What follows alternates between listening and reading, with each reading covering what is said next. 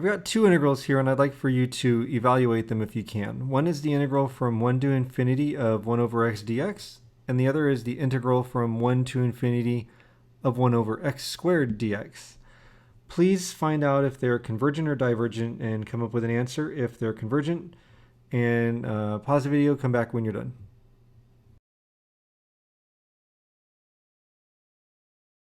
Well, for both of these, we had to take the first step of writing the limit as t approaches infinity and replacing the upper limit of infinity by t. I hope that you did that. For the first integral, the one on the left, the integral of 1 over x is the natural log of x. When we replace x by t and then let t go to infinity, we get the answer of infinity, and so the one on the left is divergent. For the one on the right, we use the power rule to integrate 1 over x squared. We end up with negative 1 over x. Replacing t and then, replacing x by t and then 1 is going to give us negative limit as t approaches infinity of 1 over t minus 1, which evaluates to 1 because of the minus sign out front. Therefore, the one on the right is convergent. That leads us to the following example. For what values of p is the integral from 1 to infinity of 1 over x to the p dx convergent? Well, we know it's not true for p equals 1. Well, I've brought in a graph here so we can get a better idea visually of what we're talking about. I have here the graph of y equals 1 over x, it's the red curve, and y equals 1 over x squared, it's the blue curve. And then I also included x equals 1, the vertical line, it's green. And we're talking about the integral that starts at 1 and goes off to infinity. And what we've just discovered is that under the blue curve, even though x is going off to infinity, we have a finite area, and in fact the area is equal to 1.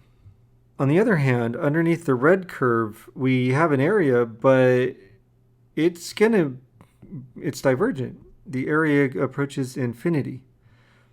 And so what we have is under the blue curve, finite, under the red curve, infinite.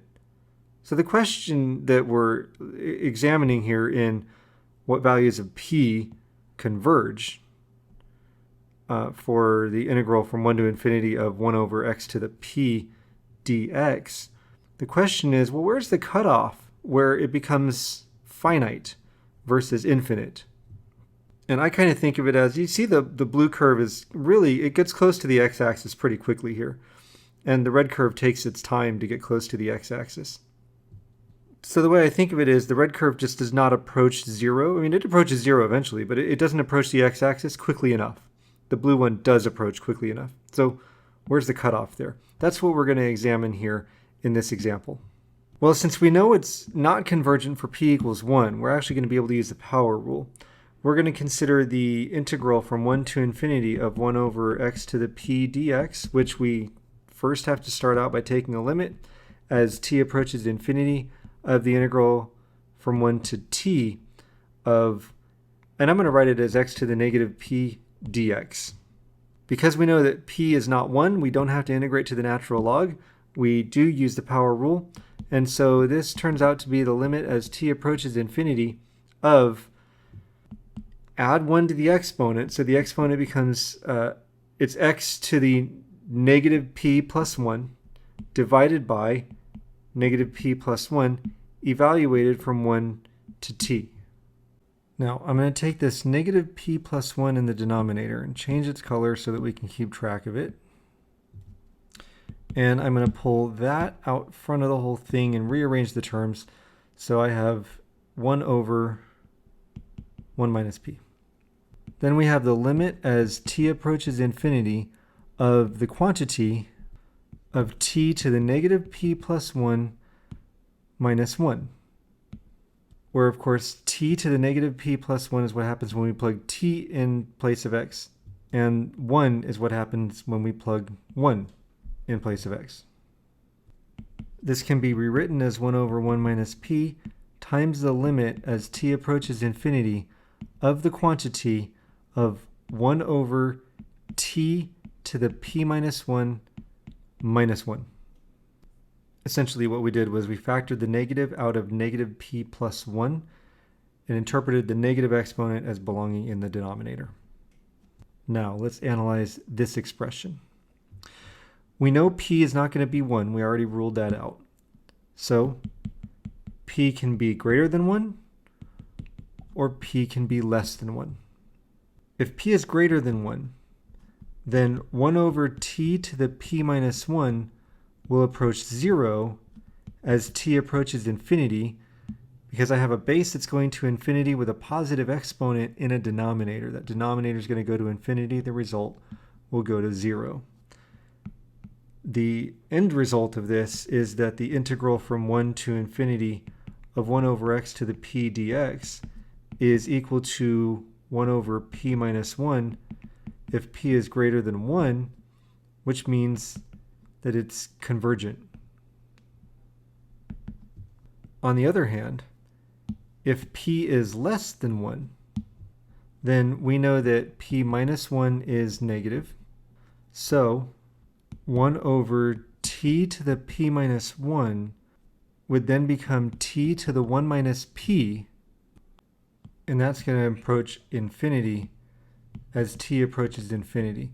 To unpack that just a little bit, look, we just said that p minus 1 is negative, so I have 1 over t to a negative exponent. I can express that as a non-fraction, t to the, now the negative of the exponent, so 1 minus p. Stare at it for a little bit, it'll make sense. The result here is that the integral from 1 to infinity of 1 over x to the p dx is then divergent if p is less than 1. So there we have it.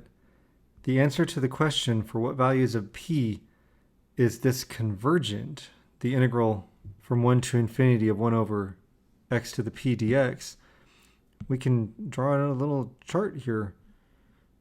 We wouldn't consider 0, because that integral is just... Actually, you know what? We would consider 0. It's going to be contained in our answer here. We decided that it was going to be convergent as long as p is greater than 1, and divergent otherwise. Now that seems like a very specific result, like it's only one function, right? But this is called a power function, and it's something we're going to build off of in a future chapter. Graphically speaking, the cutoff is the red curve. So anything on the red curve or anything bigger than the red curve is going to be divergent. Any function of this type, a power function, whose graph lies below the red curve is going to end up being convergent.